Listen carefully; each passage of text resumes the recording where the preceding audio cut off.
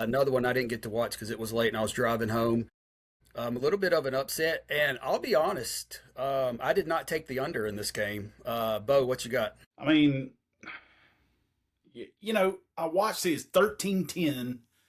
I'm still not quite sure what I saw. I mean, I saw two good defense. Okay, let me back up.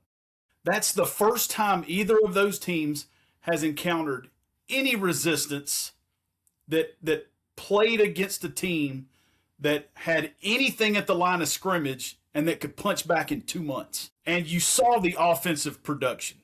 And all we've heard about is how great Julian Sayin is and how great Fernando Mendoza is. He hit 2 throws down the field. That was over half of his passing yards was in 2 throws. Credit to him, though, for making those throws when he needed to. I'm not taking anything away from either of those quarterbacks. My point being is that you see the difference when teams play against better competition and the struggles that they have.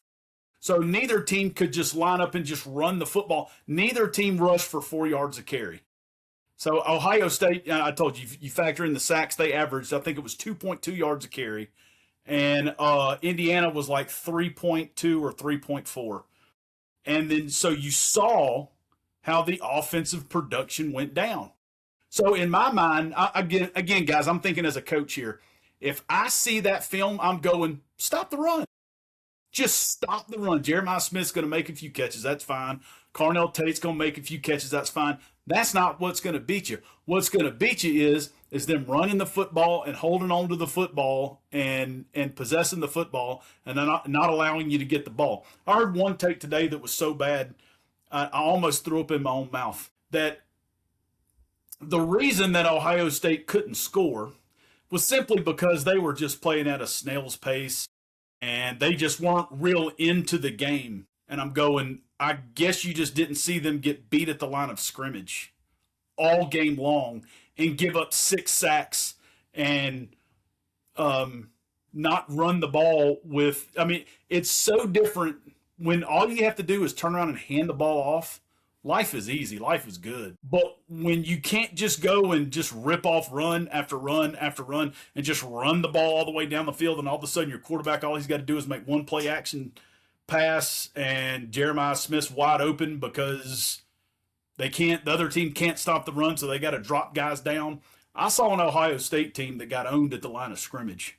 And if I am a playoff football team and I'm prepping for Ohio State and Indiana, I mean, they showed you the blueprint. Stop the run, force the quarterbacks to beat you, and they obviously don't have enough explosiveness. You can tell me about how great Jeremiah Smith and Carnell Tate are as a tandem. That's the best defense they've seen in 2 months, and they scored 10 points, guys. I know a few weird things happen, but that's what happens when you play better competition, and you don't get to play Wisconsin, Penn State, Purdue, UCLA, and Rutgers in a row, guys. This is the stuff we talk about as SEC fans watching SEC football. It's a whole lot different when you got to play Missouri, Tennessee, Georgia, all in a row as opposed to playing that. And every week you have to be nearly flawless to win games. Ohio State misses the kick.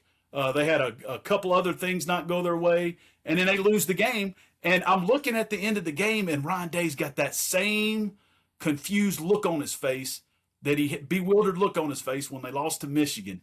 And when Alabama hung half a hundo on them in the Natty in 20. So I'm not saying Ohio State can't win the national championship. That's not what I'm saying. But I saw a team that got challenged and they got dogged.